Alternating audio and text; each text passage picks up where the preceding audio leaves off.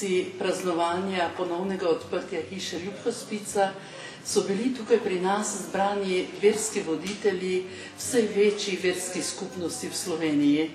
Med njimi je bil tudi gospod Mufti iz islamske verske skupnosti, ki je nekje takole povedal, da ko prideš v hišo Ljubhospica, pričakuješ težke stvari, temna žalost, bolečina, trpljenje in pravzaprav mu je to včasih vzbujalo straho spoštovanje pri vstopu v to hišo. Prav prijetno ga je pa presenetilo, da je, ko je videl obraze osebja, ki tukaj dela, videl obraze upanja. Torej, obraze, ki prinašajo upanje tudi v to bolečino, tudi v smrt, tudi v žalost. Mislim, da je tako na zelo lep način povedal tisto, kar želim povedati tudi jaz. Tudi pri delu v hospicu doživiš veselje. Tudi pri delu v hospicu čutiš, da to, kar narediš, ni samo žalost, trpljenje, obup, ampak da je pravzaprav velika sreča. Ko smo prisotni ob rojstvu otroka, in meni je zelo všeč, da so zdaj spodbujajo mlade starše, da sta prisotna oba, in oče in mama, tako je tudi v odhajanju človeka iz tega sveta pomembno, da so prisotni ljudje, ki jih spremljajo.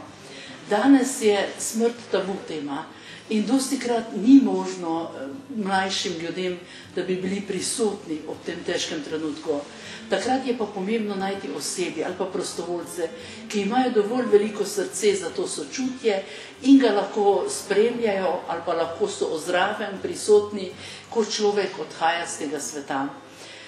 To je delo, ki ga res ne moreš opravljati, če ne čutiš ene globoke povezanosti z duhovnostjo, z notranjostjo, z tistim, ki je že šel skozi bolečino in smrt in trpljenje, a je tudi vstal od mrtvih, to je z Jezusom.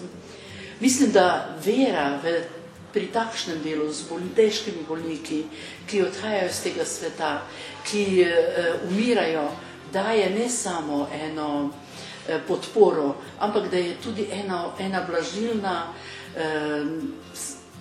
blažilno sredstvo, ki ti prinaša mir in sposobnost, da stojiš ob človeku do njegovega konca, tudi takrat, ko bi najrajši včasih zbežal, ker so tudi težki trenutki. Prav tako ti ta povezanost z Jezusom, ki je šel skozi smrt in vstal od mrtvih, daje upanje, da tudi ljudje, ki so zraven umirajočega, ki trpijo v žalosti, v obdobju žalovanja, lahko najdejo dovolj moči pri njem za en korak naprej v novo življenje. Mi doživljamo tudi pri bolniki veliko preobraz. To pomeni, ko odpadejo od njih vse maske, ko je človek iskren, takšen, kot je v svoji notranjosti.